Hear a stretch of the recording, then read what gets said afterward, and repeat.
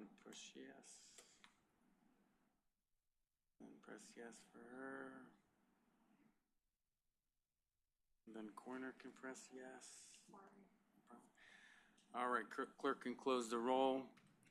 At this moment, we do not have a voting quorum, but we can try to move some actions along while we're waiting. So first, I actually will ask if we do have a quorum. All right, first up, can I have House Bill 1818 by Delegate Reed?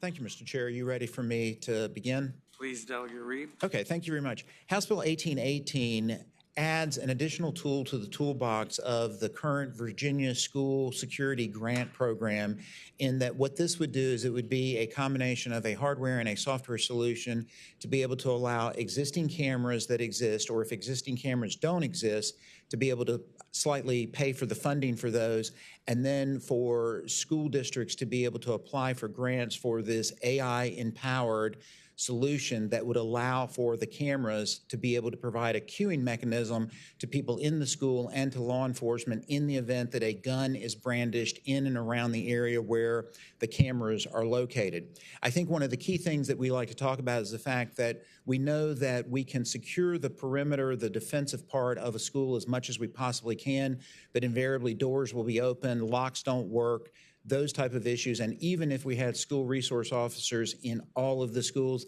they can't be in every hallway and in every location. So what this would do is this would allow for the cameras to be able to identify and see what's going on. And if someone were to brandish a weapon, then that would provide a queuing to the local to the folks in the school and local law enforcement. And this is something that is currently being used and implemented in Baltimore County public school system and has been proven to work very well. So that's the gist of the legislation, Mr. Chair, and I'd be happy to entertain any questions from the subcommittee. Thank you, Delegate Reed. Is there anyone wishing to be heard on the matter, both against or for? I don't believe we have anyone online. The measure is back before the committee. Are there any questions from the committee? Delegate McQuinn. Thank you, Mr. Chair. Mr. Chair, I have a motion, Delegate McQuinn. one that I'm going to ask to be forgiven for. But, Mr. Chair, I move that we would table this House Bill 1818. Gently? Gently, please. Okay, gently. I'll gently And second that motion. the motion is made and properly seconded. We'll just say that there are a number of measures as we are working through the appropriations process. We reserve the right, of course, to pick measures back up off the table as funding makes itself available. The clerk shall open the roll.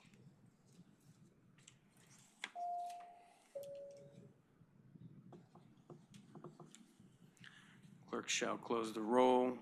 The bill is very gently tabled 5-0. Thank you, Mr. Chair. Thank you, members of the subcommittee. Thank you, Delegate Reed.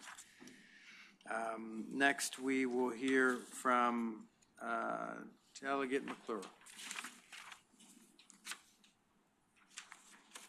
Mr. Chairman, members of the subcommittee, HB 1771 creates the Employee Child Care Assistance Pilot Program to provide the framework for Virginia to build its own model to incentivize employers to contribute to the child care costs of their employees. The pilot will be funded through the mixed delivery and administered by the Virginia Early Childhood Foundation, and they'll provide an interim report on the effectiveness of the pilot by September 1st, 2026, and also a report on September 1st, 2027. Child care supports children's health and economic outcomes, providing massive returns over time. It also acts as a family stabilizer, indirect economic driver, enabling parents to work or go to school, and directly employing thousands of providers and early childhood educators, of which my mom was one for 10 years.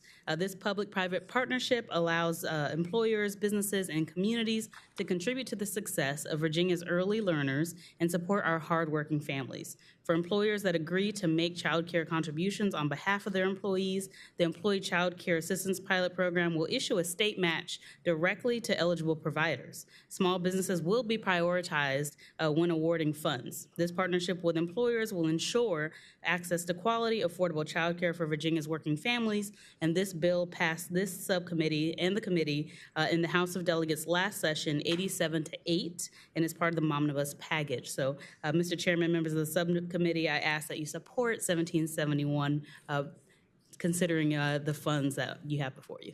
Thank you, Delegate McClure. I appreciate that. Questions from the committee?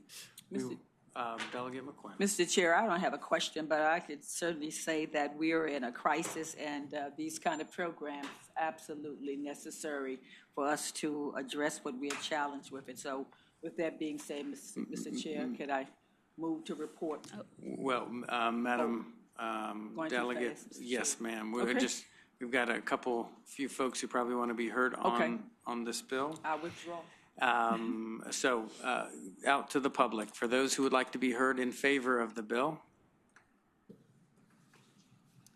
Good afternoon, Mr. Chair, members of the subcommittee. Kathy Glazer with the Virginia Early Childhood Foundation. Very pleased to speak in strong support of the bill. It is a low-risk, high-value concept, and we thank the patron for bringing it forward and congratulate her for her new reasons for being interested in childcare. Thank you. And 1 minute apiece, but if you want to second things and say amen, we appreciate it. So. Good afternoon, Mr. Chairman. Randy Pearson on behalf of the Virginia Promise Partnership. We want to support the bill and thank Delegate McClure for bringing it forward. As a father of 2 children under 3, I'm acutely aware of the need for child care, and so thank you again to the delegate. We support the bill. Thank you. Good afternoon, Mr. Chair. Jeremy Bennett, representing the Virginia Association of Counties. As a member of the Virginia Promise Partnership Coalition, we support the bill and thank the delegate. Thank you. Good afternoon, Mr. Chair and members of the committee. Emily Webb with the Virginia Chamber of Commerce. We'd like to thank Delegate McClure for her working with us for the past few years on this legislation. As we know, as employers continue to struggle with talent, this can be a good way for them to incentivize and recruit and retain them, and we're in strong support of the bill. Thank you. Good afternoon, Chairman and members of the committee. I am Jordan Jones, and I am here representing the early childhood education provider, KinderCare. KinderCare across the state of Virginia serves across over 10,000 kids at 100 locations, employing 2,000 teachers and staff. We are in full support of HB 1771. Incentivizing employers to contribute to the cost of child care is a proven workforce retention strategy, mainly because child care costs can represent a family's most costly expense. We actually currently partner with employers to provide a tuition discount for their employees. And based on the survey data that we collect for that program, families often make workforce decisions based on the accessibility and availability of childcare. That said, HB 1771 is not just a critically important childcare accessibility strategy, it's also a workforce retention driver. Furthermore, in light of the governor's proposal to raise family co-payments, which will drastically increase their out-of-pocket childcare costs, programs like HB 1771 that increase affordability are even more crucial. Thank you. Thank you. Good afternoon, Mr. Chairman. Julie Dime on behalf of the Virginia Hospital and Healthcare Association. I'll just associate my remarks with those that have gone before me and those that will come after me. Child care is a huge priority for our workforce in Virginia. It is the #1 issue when we poll our nurses and physicians in the way of recruiting and retaining. This is the #1 issue that continues to come up. We have a great example of what can happen out in Southwest Virginia when we partner together to provide child care for our employees. So we thank you and thank Delegate McClure for bringing this forward. Thank you. Good afternoon. Elsa Jacobson with the Early Care and Education Consortium. We're a national early education trade association whose members operate 317 child care centers in Virginia and serve nearly 43,000 children. We're in support of HB 1771, which we believe would expand child care access and affordability and also help contribute to a strong economy. We're also very supportive of efforts to expand child care access, including Representative Boliva's budget amendment to commit $160 million to address the child care wait list. We also urge the state not to double family co-payments to pay for new child care spaces because this would decrease child care affordability, which is not something that HB 1771 is attempting to do. Thank you. Thank you. Thank you, Mr. Chair. I'm Jenna Borkowski with Learning Care Group, or LCG. In Virginia, LCG proudly operates 61 schools under 5 brands with the capacity to serve more than 9,300 children, and we employ more than 1,000 educators and staff. We are in full support of HB 1771 as we've seen similar efforts in other states that have been effective at increasing access and affordability for families. We need more of these measures here in the Commonwealth. Relatedly, as the General Assembly is contemplating raising family copays, we caution against doing so. While we agree we need to reduce the child's care wait list, the cost of doing so should not be borne by families who are already struggling to afford copays at the current levels. This would further shift subsidy costs to providers and could have the unintended consequence of less providers choosing to participate in the subsidy program. Thank you for your time and consideration today. Thank you. Mr. Chairman, members of the subcommittee, Emily O'Brien, on behalf of the Virginia Business Roundtable for Early Education, we strongly support this legislation. Thank the patron for bringing it forward. And as many people have already said, finding ways to expand access to early education and childcare programs through innovative models like finding ways to incentivize employers to contribute to the childcare costs of their employees is really, really important. We urge you to support the legislation. Thank you. Thank you. Mr. Chairman, members of the committee, my name is John Easter. I'm with Chamber RVA. Business recognizes the immense impediment that cost and lack of access to quality child care presents. And we think it makes a lot of sense to try and share the burden between some state funding and private investment in trying to find a solution to this. And doing it through VECF, just a quality group, is the way to go with this. We strongly support the bill. Thank you so much. Mr. Chair, Tom Cosgrove on behalf of HII is a company currently providing scholarships to students of our employees. We know the value that it provides not only to the students but also to our employees, and certainly encourage you to support this bill and thank the patron for bringing it forward. Thank you. Anyone wish to speak against the bill? The bill is back before the committee. Delegate McQuinn. Mr. Chair, I move to report, Mr. Chair, and thank you for bringing the bill before us. Second. The motion has been made and properly seconded to report House Bill 1771. Members may please cast their vote.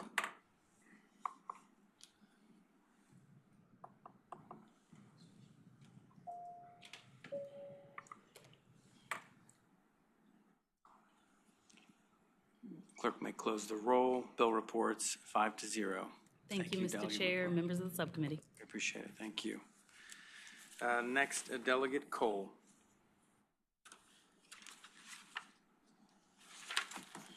Thank you, Mr. Chair, members of the committee.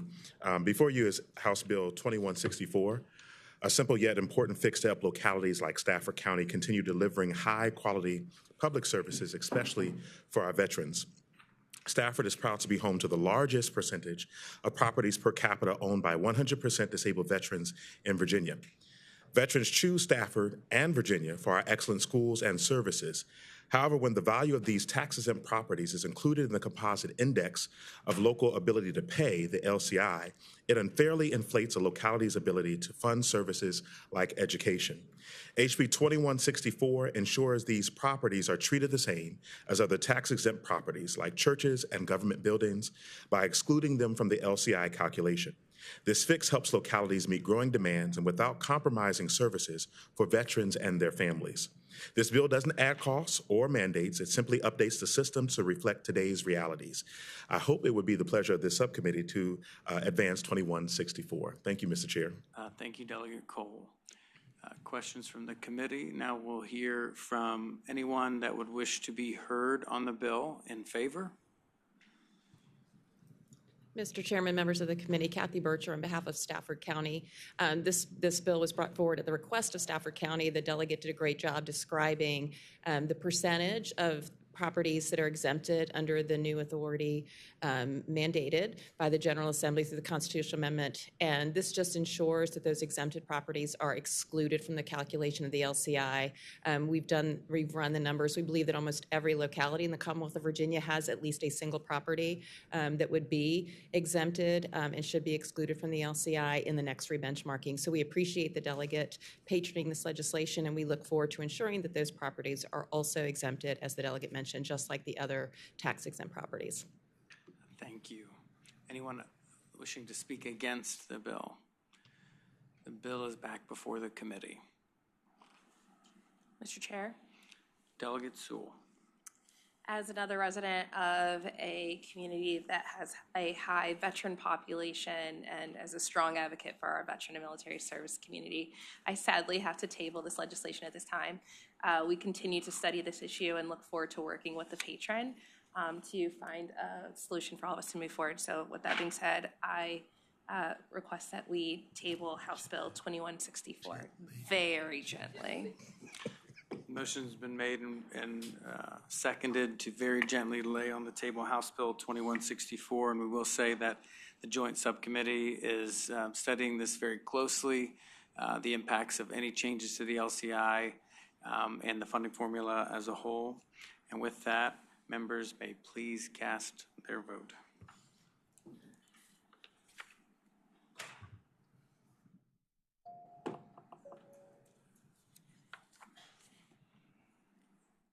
Clerk may close the roll. Bill is tabled 6-0. Thank you, Delegate. Thank you, Mr. Chair, members of the committee. Thank you. Delegate Reeser.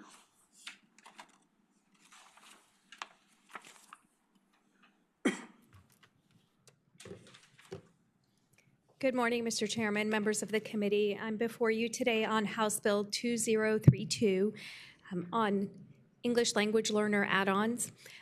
The problem this bill hopes to solve is responding to the JLARC report in 2023, which clearly identified a need for increased investment to support English language learners and the educators that serve them. Currently, Virginia provides only 19% more than state and local SOQ basic funding, and JLARC recommends a much larger add-on.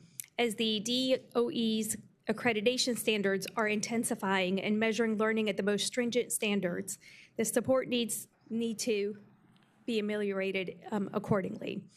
Virginia is setting some of the highest expectations for EL students in the country, yet we are still providing below average funding, and the disconnect is unsustainable. This bill would change the funding approach to allow for more flexible funding and also to begin to review the funding formula by directing the Department of Education to develop and implement a data collection process. Thank you, Delegate Reeser. I believe that we've have a substitute to tighten the language. I move the committee substitute. Yes. Do I have a motion on the substitute? It's been moved and properly seconded. Without objection, the substitute is before us. Thank you so much for your presentation and the important work that is before us. Is there any questions from the subcommittee? We will have Zach, our analyst, tell us about the substitute. Thank you, Mr. Chair. The substitute retains it eliminates the proportions of the bill, and it retains the enactment clause that directs the department to collect information so you could ascertain the costs of serving English learner add-ons so that it could be utilized by the Joint Subcommittee. Thank you. Excellent. Thank you so much. Anyone wish to be heard on the measure in favor? Those opposed, the bill is back before the committee. The committee operates by motion. Mr. Chairman. Delegate Yes, McCormick. I move to adopt the substitute and report House Bill 2032. Motion's been made and properly seconded to report as substituted House Bill 2032. Members may please cast their vote.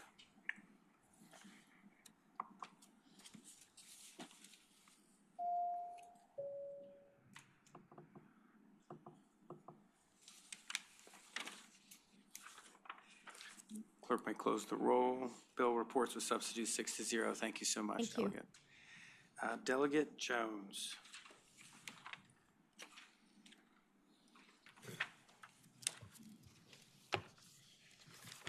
Thank you, Mr. Chair and members of the committee.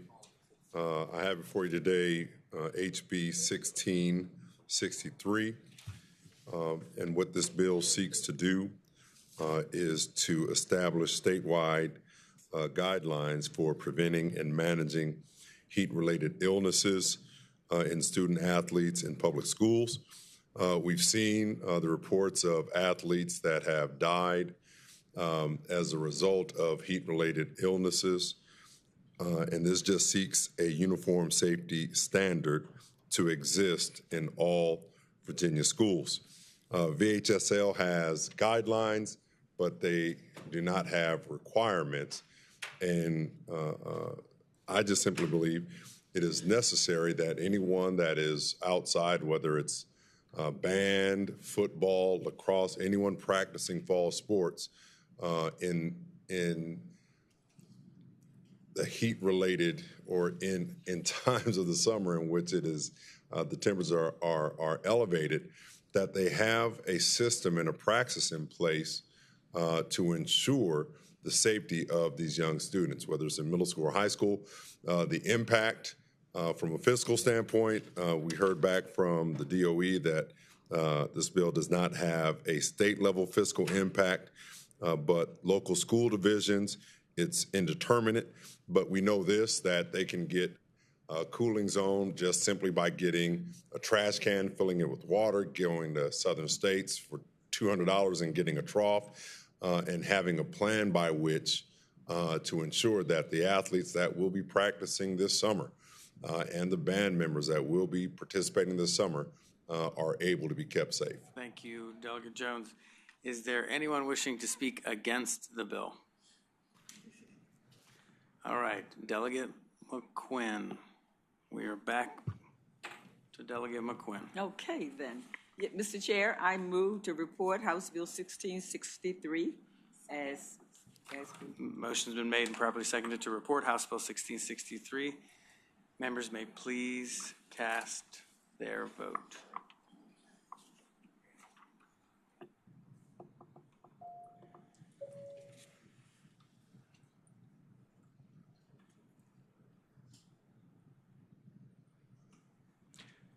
Clerk may close the roll. Bill report 6-0. Thank you, Delegate Jones. Thank you, Mr. Chair. Members. Delegate Cohen. We'll start with House Bill 1807. Thank you, Mr. Chair and members of the committee. I know it will come as no shock to you that being a former preschool teacher, I've come to talk to you about kindergarten readiness. HB 1807 would establish the Kindergarten Readiness Fund and provides that all balances of state general funds intended for the provision of services to families through the Virginia Preschool Initiative that are unspent at the end of each fiscal year shall not revert to the general fund, but instead would be credited to the Kindergarten Readiness Fund and used at the discretion of the Department of Education solely for the purpose of providing grants on a competitive basis to school divisions to utilize for other currently operated early childhood education programs, which are already under contract with the local school division. Thank you, Delegate Cohen. Questions from the committee? Anyone wishing to be heard on the measure in favor? All those opposed? Back before the committee. The question for staff.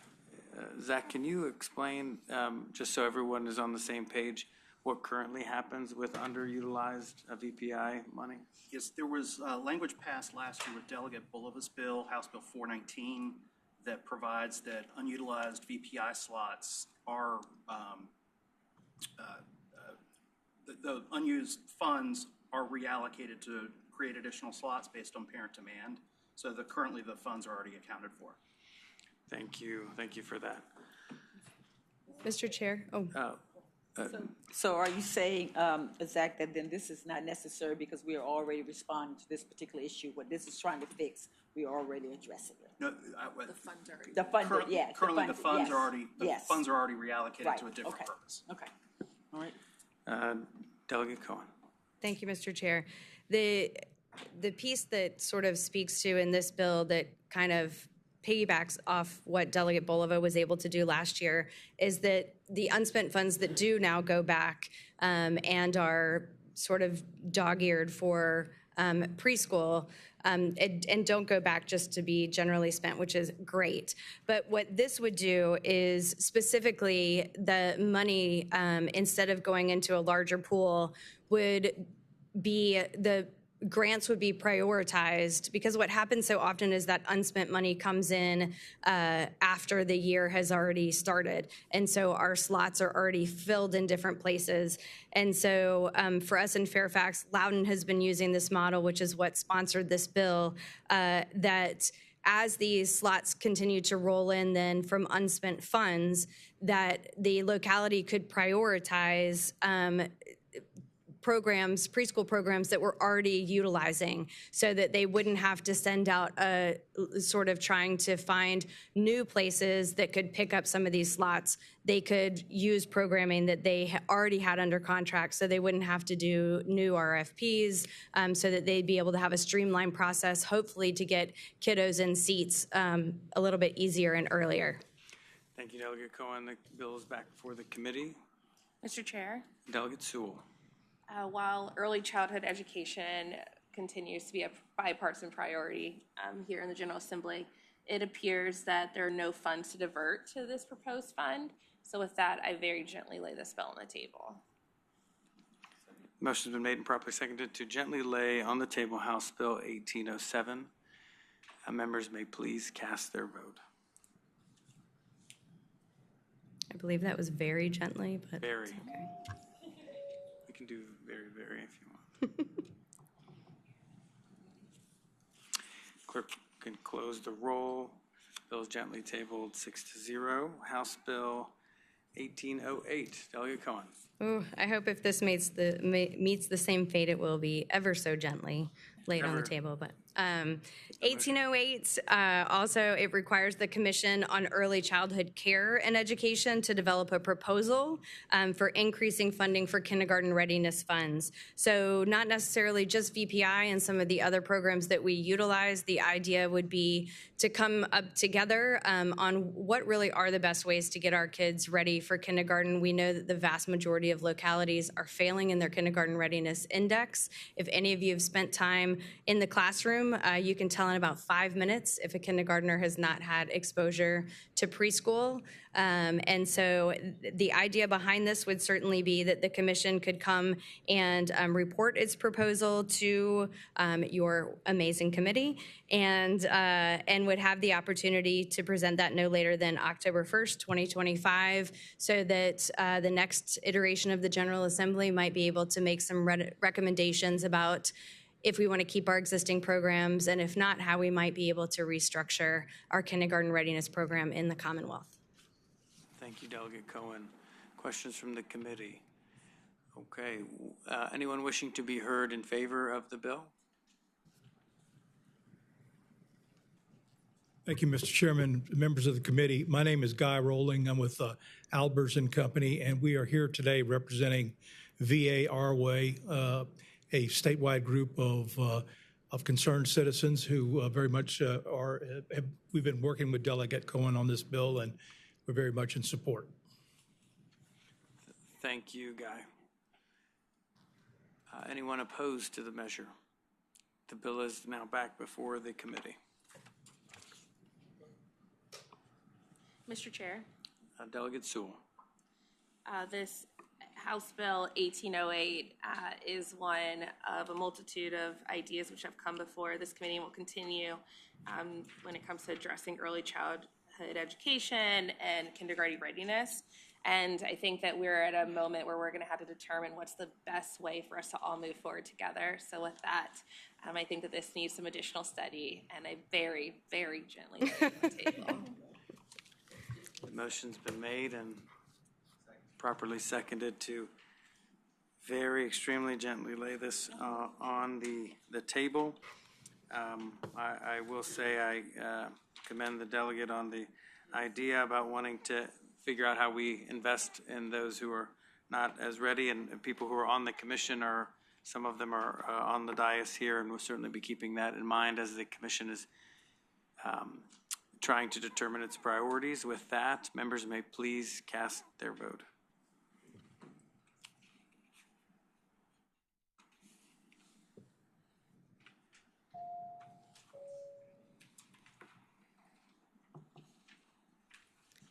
Thank you very much.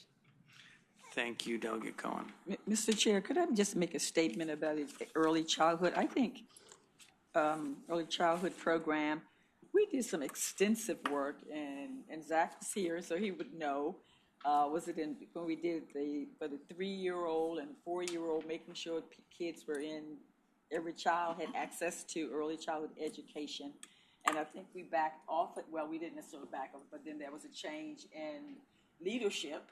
And so was suppressed in terms of the great work that was done. And I think at some point, maybe we just need to go back and revisit all of that and see how we could come up with even more comprehensive plan, because it is a big, it is a great challenge that we are dealing with in the Commonwealth. And we know that there are some, this is an area that we know that there are deficits in terms of making sure that we're able to get every child in a classroom 3, 4, 5 years old. And so I would, 3 and 4 particularly, but I would, maybe at some point we could just go back and revisit some of those things that were proposed. Yeah, no, thank you, Delegate McQuinn. We have a number of people in the audience who very much agree with you. So we appreciate that. Next, Delegate Clark.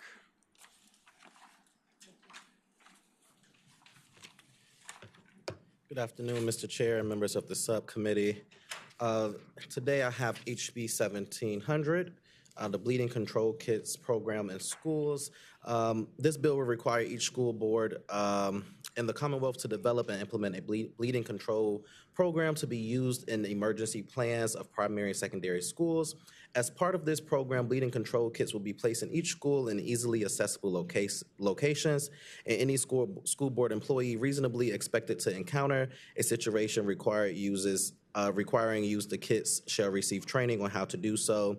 This bill is necessary because bleeding is the #1 cause of preventable death after injury, and it's the leading cause of death for people under 45 and adolescents in the U.S. It incorporates many measures used by the Stop the Bleed campaign, which is administered by the American College of Surgeons. The ACS provides free of charge training sessions, teaching techniques to stop or slow the bleeding in case of emergency. These sessions typically last no longer than 90 minutes and include formal presentations followed by hands-on practice of applying direct pressure, packing wounds, and using a tourniquet to stop the bleeding. Although it would be ideal for our first responders to be the ones giving this aid, the average time for the first responders is around 7 to 10 minutes. And however, the average time for someone to bleed out is around 3 to 5 minutes. As some localities already have some of these plans implemented, we have no continuity throughout the state for bleeding control kits. So I do urge the members to support this bill. It is a $250,000 acts and for the fiscal year 2026 out of the general funds to go directly to public education. Well, thank you, Delegate Clark. We actually have an amendment that will ask staff to report that will actually eliminate your fiscal impact to help fast track this. Zach? Yes, the amendment strikes the remainder of line 281 through Act H on line 282, and what that does is that removes the requirement for the grant program related to the bleeding control programs. The amendment's been reported. Do I hear a motion on the amendment? Motion's been made and properly seconded on the amendment. All those in favor signify by saying aye. All those opposed, the amendment carries. Questions from the committee. Now we'll hear from anyone in favor of the bill that would like to be heard.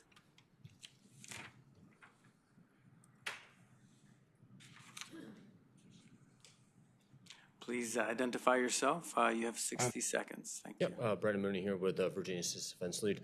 We're strongly in favor of this bill. As a former military member who's been through similar training, It is life-impacting training. Stopping the bleed is something that I still carry to this day. As an IT director of a library district, I actually have one of these kits in my person on me at all times, because at that moment when 3 minutes count, the police are 5 minutes away, and we have great police out in where I'm living.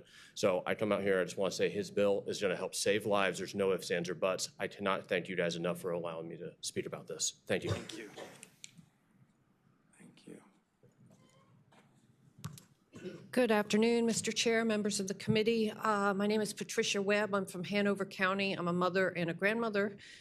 We have a way that we can prevent loss of life very easily and very economically. These kits don't cost a lot of money. The education doesn't have to cost a lot of money. And if we can prevent loss of life in our schools, we have a duty to do so. We spend a lot of money on fire suppression equipment and fire alarms and things like that, AEDs. This is a much less cost, and I urge you to refer the bill out. Thank you. Thank you.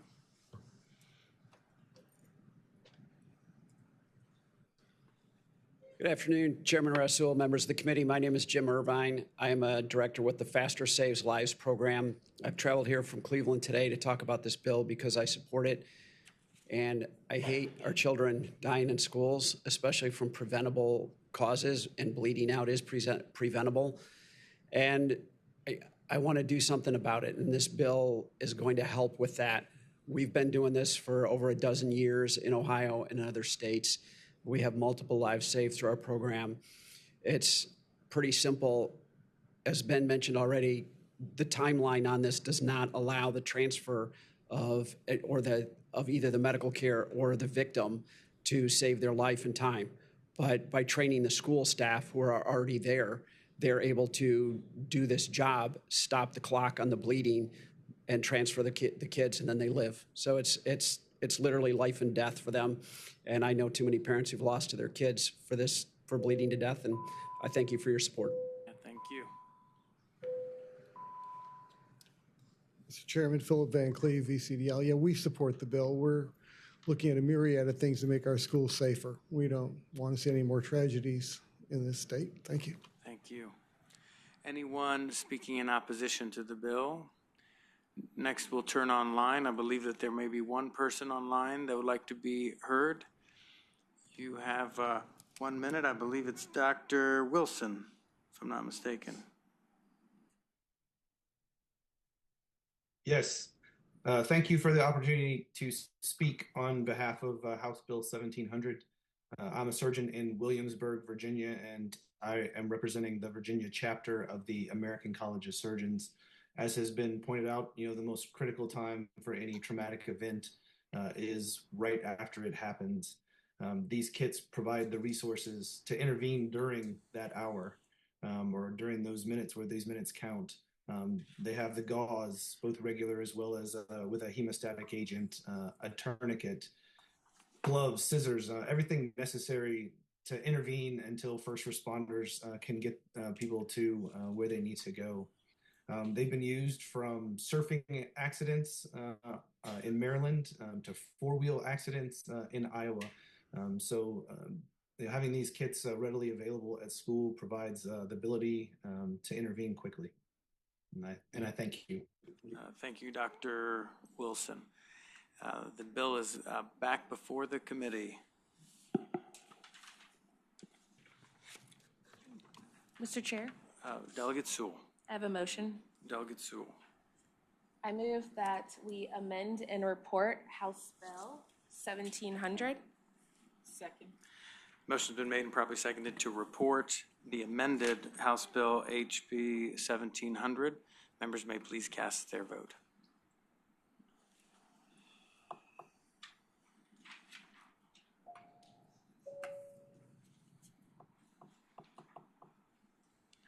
Clerk can close the roll. Bill reports as amended, 6-0. Thank you, Delegate Clark, for your good work in bringing people together. Thank you, Mr. Chair, members of the committee. Thank you. Next, we'll have Delegate Kent.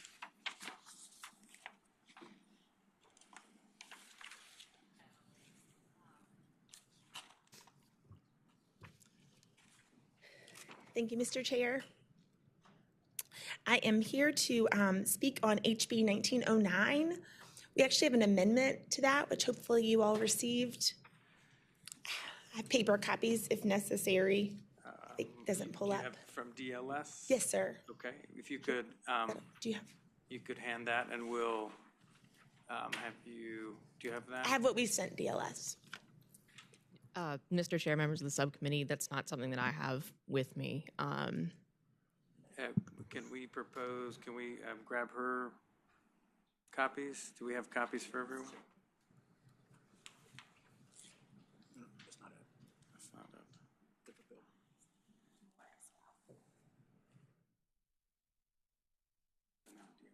Yeah, they need to. Okay, so let's, we have this concept that is before us. Here I think I have a couple more I can hand out. Well, I might have a concept that's before us. And we'll have you, thank you so much.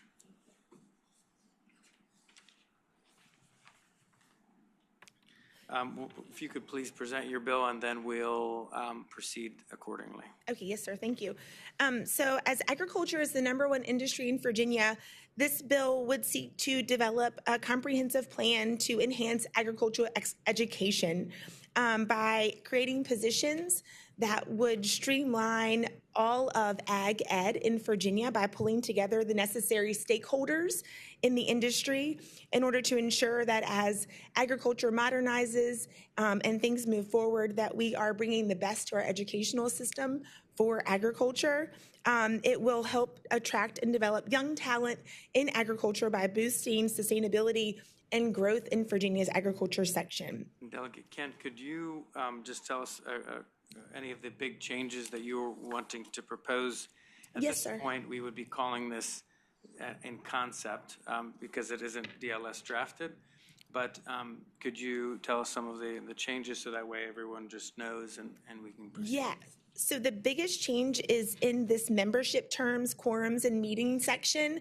Pretty much the powers and duties of the commission have remained the same in the expectation of the results of the commission and the time frame. But in order to be more fiscally prudent, we've removed some of the members just to kind of pull down the number in the commission. So initially our bill was around 30 people. So now you see under the membership, we've pulled that to around 13 to 15 people. So that was really the biggest change. It's only in the number and who's involved in the commission, not really the substance of what we expect the commission work to be. Thank you, Delegate Kent. Yes. Do you have anyone here wishing to be heard on the Yes, matter? sir. Anyone in support that would like to speak? Thank you. Mr. Chairman, Martha Moore, Virginia Farm Bureau, and also speaking on behalf of Virginia Agribusiness Council, and we are in full support of this commission. This is similar to what we did in 2013, and it's kind of time for us to kind of revisit that and move forward with trying to develop a strategic program moving forward. We would appreciate your consideration. Thank you. Thank you. Anyone in opposition in person? We'll turn online. I believe that there may be someone to speak to the bill online. Mrs. Jones? Good afternoon, Chairman, and thank you all so much for the opportunity to be heard. My name is Sarah Jo Jones, and I'm a member of the Virginia Association of Agricultural Educators, and just want to urge you all to consider the development of this commission, and just want to make sure that as an agricultural educator that we are making sure we're doing the best by our students and thinking about the future of agricultural education in Virginia. So thank you. Thank you. Anyone else wishing to be heard? Bill is back for the committee. I think if we could do two things. If we typically don't do this, but for the sake of actually putting this on the record, if I could have a motion on the substitute as it has been offered here, and then we'll have DLS eventually get that substitute and posted. So maybe a motion on this. Motion's been made, probably seconded on the substitute. So now all those in favor signify by saying aye. All those opposed. So the substitute carries. Now the substitute is before us in concept. And I think what we're going to do, Delegate Kent, is to table the bill for now for two reasons. Number one, we want to make sure that the substitute is out there and people can offer some feedback. And also, while we are figuring out our funding priorities, we reserve the right to be able to bring this bill back up off the table and move forward at that point. But now the substitute will be online and people will actually be able to view the substitute in the coming days as we're considering that. And as we're thinking through the fiscal impact of the substitute now because it's been officially adopted. Okay, yes, sir, Okay. thank you. So the committee operates by motion.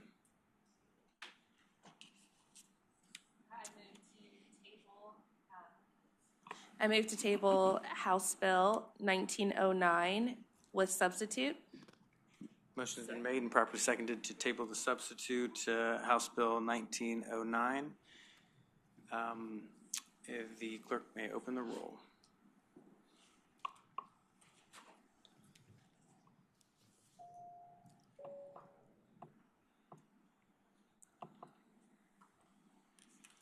Clerk can close the roll. The bill is tabled 4-2. Thank you, Delegate Kent. Thank you. I believe we have two more bills. Delegate Simons. And then from the committee, Delegate Askew will go next. Delegate Simons. Thank you, Mr. Chair. HB 1833 establishes a small family day home provider incentive pilot program, which will provide weekend training programs for small home-based daycare providers on safety practices and how to qualify for military subsidies and participate in VQB5. I know it's been a long day for you all, so I'm really grateful and I'm really excited to be able to present this idea for this pilot program because, yes, Mr. Chair. I think this is a win-win-win-win because we know that babies, if there are better safe sleep practices out there, are going to win. I think it's a win for these small businesses to expand and be able to take in more children in their homes. And I think it's a win for the community because we're going to be able to have more childcare in some of our most needed areas. I know as appropriators, everybody is laser focused on increasing subsidies and slots, but we also need all hands on deck to increase the number of childcare, the amount of childcare available in Virginia, and we can't leave small businesses out of the equation.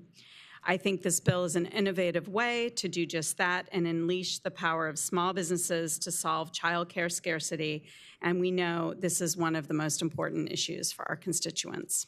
Thank you, Delegate Simons. Is there anyone wishing to be heard in person, either for or against the measure? We now turn online. We have a couple of people online to speak on behalf of the bill. It would be maybe, let's see, Mr. Long. Good afternoon. Oh, good evening. My name is Cleon Long. I'm server on Newport News City Council. I'm in support of this bill for multiple reasons.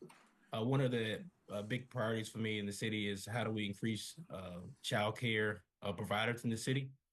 As a parent of a toddler, one of the areas that me and my wife looked into is how do we have an intimate home-like environment, and you find that in family day homes.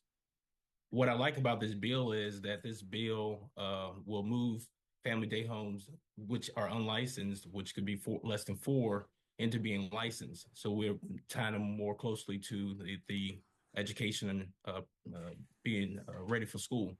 Secondly, it'll provide the support that is needed. Right now, we are struggling with having more child care capacity in the city of Newport News. One being the military has asked the city of Newport News, how do we grow our child care capacity?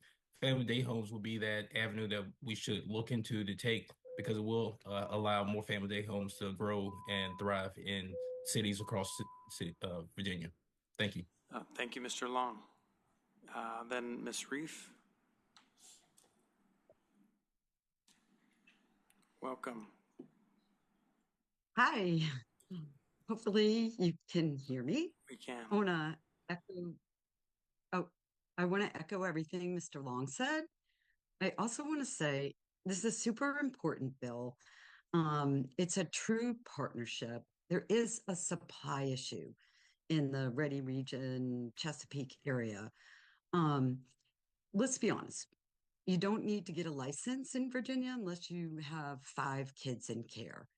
What this bill will do is have a navigator, a friendly face, help home-based providers meet the requirements so they can get a license. The manual is 63 pages. This is not something simple. So the fact that there would be somebody to really help break down what's required and support home-based providers to get a license to participate in VQB5 is really going to expand supply. And this isn't just for civilian families. It's also for military families. And right now, I heard somebody mention the waiting list. There's 1,500 kids on the waiting list for subsidy in the Chesapeake area. And even if they got subsidy, where would they use it? So this bill really seeks to expand the supply through a friendly outreach model to break down the 63 pages of regulations to help people meet them. Absolutely. Thank you. And Thank so- you, Ms. Reef. Thank you so much for joining us and for your testimony today. Lastly, we'll have Ms. Leaks. Hi, good evening. My name is Lakeisha Leaks. I am from Newport News, and I am currently a family day home business owner.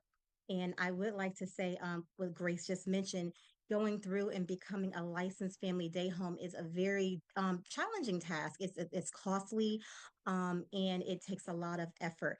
I was able to do it, and I've been able to be in business for 5 years, but for additional small business owners that want to support families that want to help children, they could use VQB5 to understand the best way to be able to teach small children, and then having a navigator would be able to help them actually do the paperwork that will allow them to be licensed, to make sure that their home is meeting all the standards, and to make sure that everything that they need to do is in line and meeting all the regulations for state and city. So I support this bill greatly.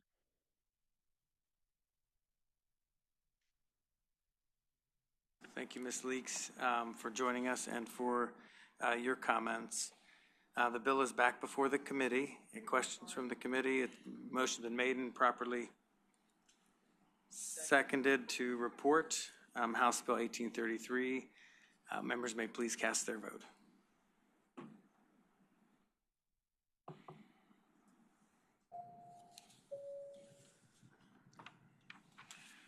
Clerk can close the roll. Bill reports 6-0. Thank you, Delegate Simons. And lastly, Delegate Askew, member of the committee, has House Bill 1695. Delegate Askew. Thank you, Mr. Chair. And I know this is, we are at the end of a long day, so I will be brief. So, Mr. Chair, we have in front of us HB 1695, and I believe we have a amendment. Do I hear a motion on the amendment? It's been moved, properly seconded. Without objection, the amendment has been adopted. And I'll explain the amendment first. Initially, this was planned in the way it was written to establish a grant program to support schools in implementing these plans.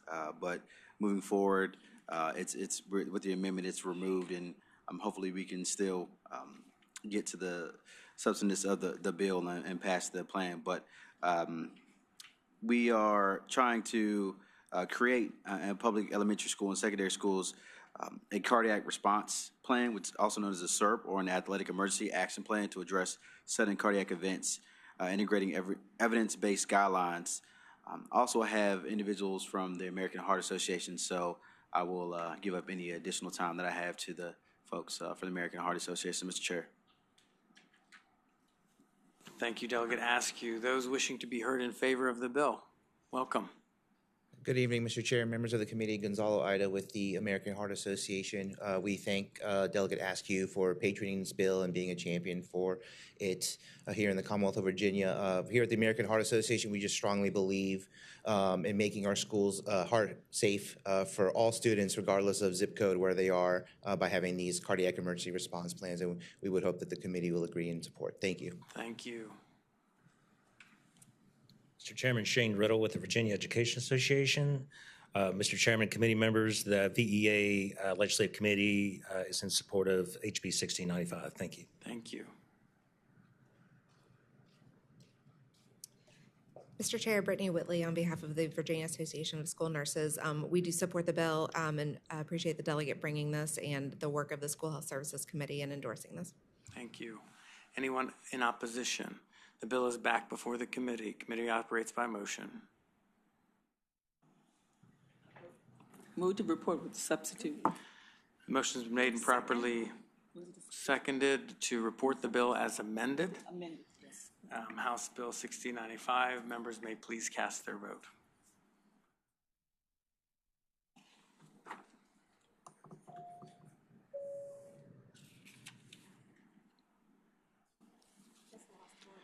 Clerk can close the roll.